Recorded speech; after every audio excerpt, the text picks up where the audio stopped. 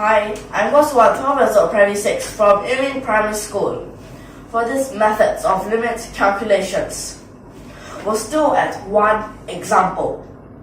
But for this example, we'll need to show you all these methods, whether they are simple or they are complicated.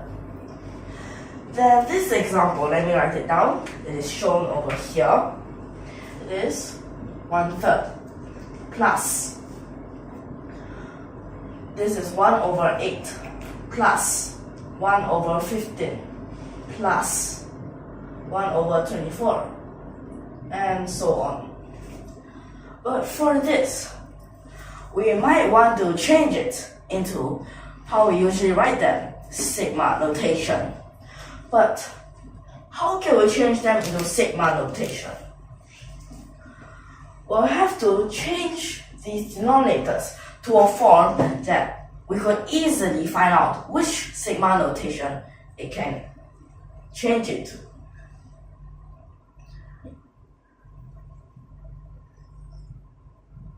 So this is written for the past few lessons. I mean, this should actually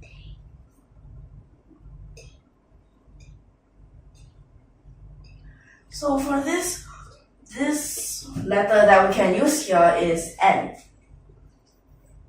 I mean, here is equals. But from where, it actually all depends on this. What you put inside here would actually tell you which number should it start from. For example, N minus 1 times N plus 1. I mean, here is a 1. Is it alright? Then let's check, what does it start from? This difference is a 2, correct? Then this N minus 1. What happens? You need it to be a 1. So that means it will start from 2 to infinity. Since it just keeps going on and on and on. Right now, this method that we are using is number 8. But method number 8, we are not having n minus 1 and or n plus 1. Instead, another way. Because for the past lessons, their ratio is always a, well, as what we've written, is an x. But can we just try to change this ratio? Well, actually, that's simple. So we let this function with this x to be, so at first this part, it might seem the same. But this is still general. And this is just a special case. That means in this general case, you must include this special case. X. What if at first we all just only n? What if we change it into 2n? Let's try it and see what would happen if we actually change it. And what's the big difference when that denominator you have x squared? We'll need to experiment with these a little bit. Now, first step, well, as what we have always done is partial fractions.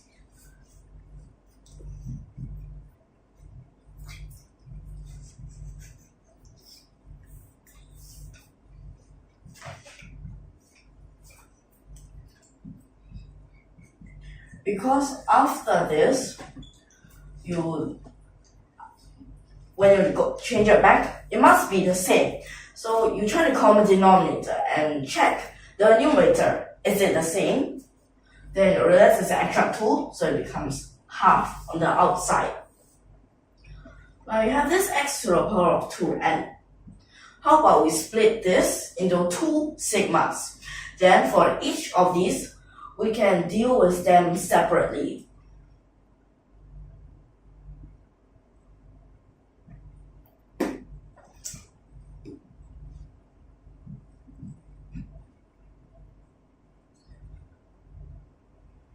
let's look at this first term. For these first and second term, we must differentiate so that we can remove this denominator for easier, and we also must remove. So that after integration, then we can find what it is. So that means we have to make this able to simplify this. You have a 2n, here's an n. This is a negative 1, so minus 2. But here you minus 2. That means actually it's divide an extra x squared. So here there will be an extra x squared. Then for the second part,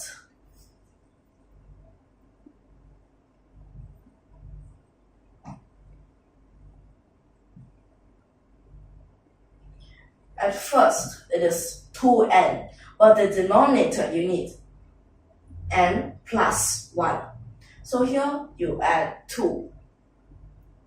But here add 2 is actually times an extra 2. So you have to divide that x squared. Now it becomes like this. I think now we can differentiate and integrate them. But one method that we have always used before, after you differentiate, we use the sum of geometric progression. Then you integrate. So we'll have to bear that in mind. So this would be from 0 to x. So let's take a look at what's inside. Differentiate. So this part differentiate. You have an extra 2. So that means you simplify with this. And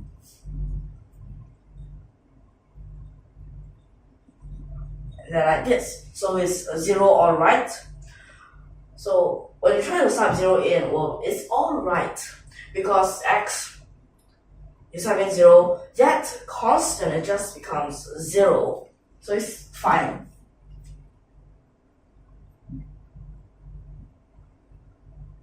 So for this part, 1 over 2x squared. Integrate 0 to x. So inside there, when you differentiate, you'll also realize it's fine. But then you'll notice one thing that we have to simplify. What is it? Here, you have an extra 2, so you have to simplify this 2. Here, the x.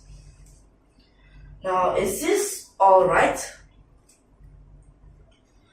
So, for this part, after that, inside here, you'll realize we could use the sum for geometric progression. So that means you have to try to sub this inside. Then we'll check what's the first term, because that sum is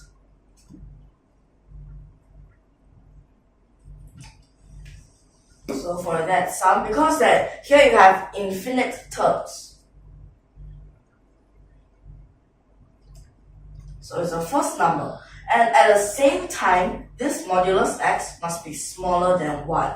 So that this part at the back, well, you can just ignore that. So you have 1 minus their ratio. So this is what you need to use.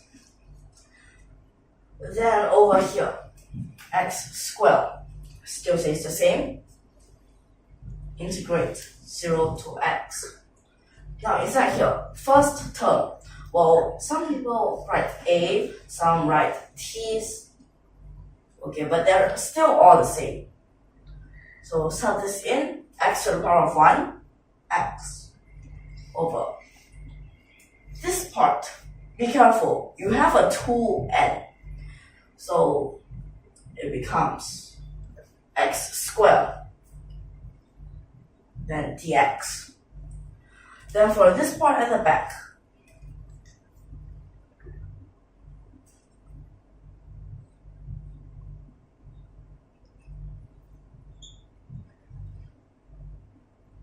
so what do you have here? first term, x to the power of 5. Then you divide this by 1 minus x squared dx, like this.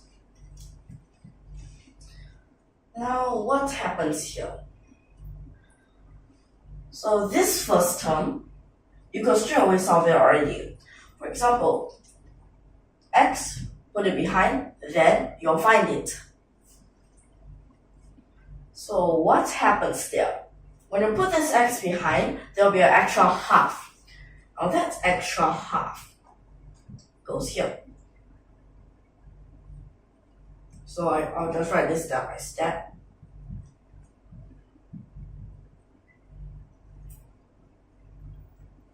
So then in the next step, you can already change this into long. Then this part at the back.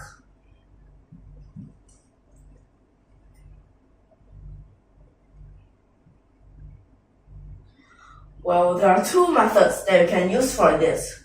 You can put one of these x to the back, or you try to make these to be able to divide. So I now want to try putting one x to the back.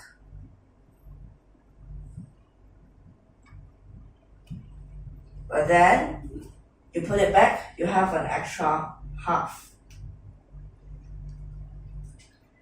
Okay.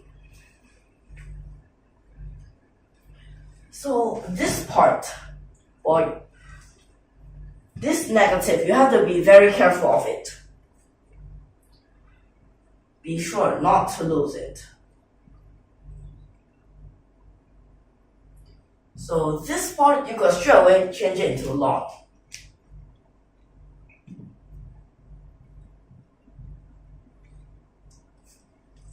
Then this part at the back, what changes can you make? Here you can plus 1 minus 1. Then what happens? But be careful, this is a positive x to the power of 4. But here is a negative x squared.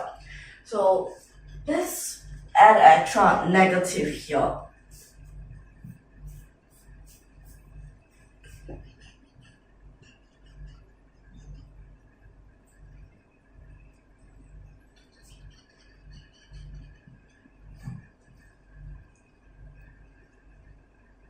So for this part, I'll just write those that can be simplified.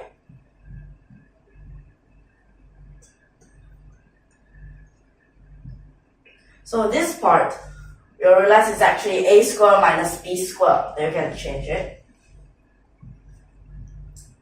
But then what's the other part? So for the other part, what you'll have is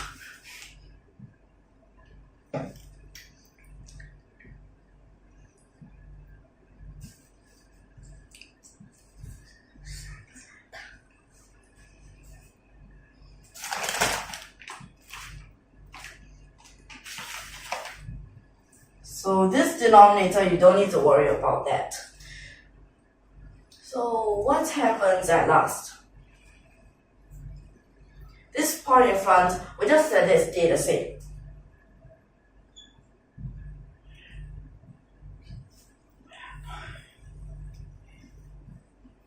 Therefore, this part behind, it can become x squared plus 1. X squared plus 1. Here's the x squared.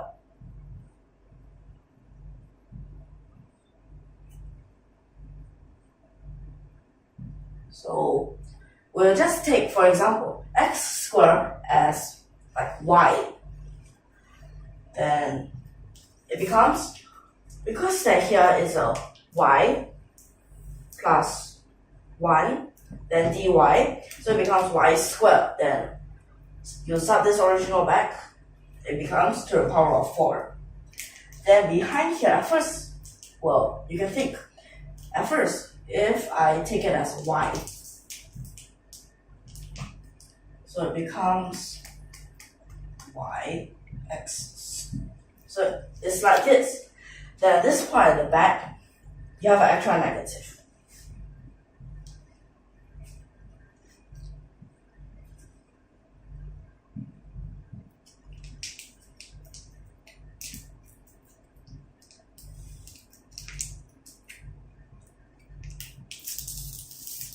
it's like this.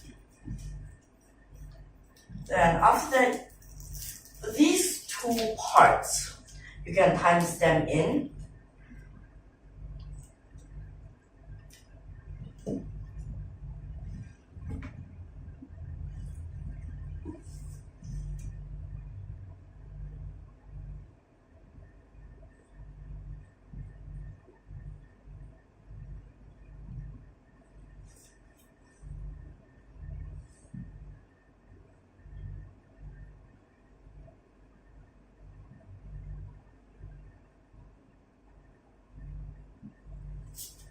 So it's like this. Then this is just for this general form, but you need to relate it back to our example. So in our example, it's just that x becomes 1. So here we could let x be 1. And I'll write it here. In this first two terms, 1/4 plus half, 3/4. Then these two parts, we'll put it in our limit. But be aware, you have a half, you have a half. Half can be taken out.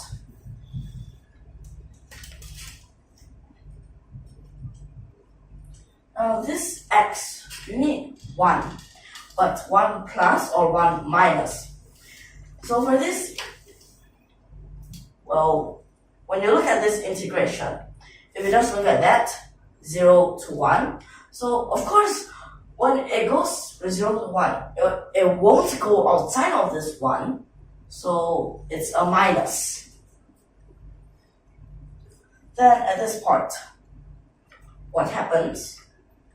Ln 1 minus x squared.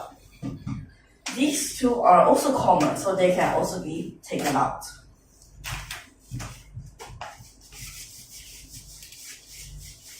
Then behind here, this we usually like to put positive terms in front, so this is a 1/x squared, then minus x squared. Then at this part, 3/4 plus. What happens here actually? So this 1 minus x to the power of 4 over x squared. This part, as a factor, you can sum in first. So it becomes 1. And then this, okay, let me just write that out.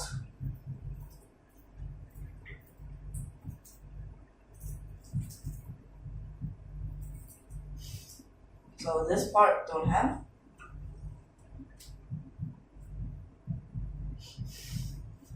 Then for this 1 minus x to the power of 4, it would become 1 minus x squared times 1 plus x squared. 1 plus x squared put in front, but then 1 minus x squared. I realize these two is the same. And what we have used for the past few lessons, we have found that it is just a 0. So what we get at last is still a 3/4. Then for this, it's actually our answer. So for this, now you also can let this be s. So s would be 3/4. Like this, is it alright?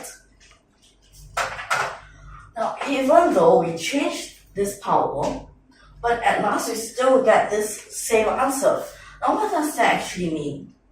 Okay, so this actually means even though we use different methods, but these different methods, it's just whether simple or complicated, they still get the same unless you actually make some sort of mistake. But all these methods that are correct, you should be able to get the same answer. And for this part, if you keep changing it, right now it's a 2. It looks quite complicated. But what if you change it into a 3? You change it, you keep on changing it. Change it into a 5, change it into a 10, change it into thousands, then you're finding your own problem. You're causing the problem that will cause you to have a very, very complicated question. Then that, of course, most of the time, we won't want that. You're making yourself doing a lot of these workings. But why can't you just make this 1? So that's why the best methods is that this part is a 1 or corresponding. Then at last, you won't get something so complicated. So I hope that you can understand all of these. Okay, so for this question, do you understand? So we'll see you in the next lesson.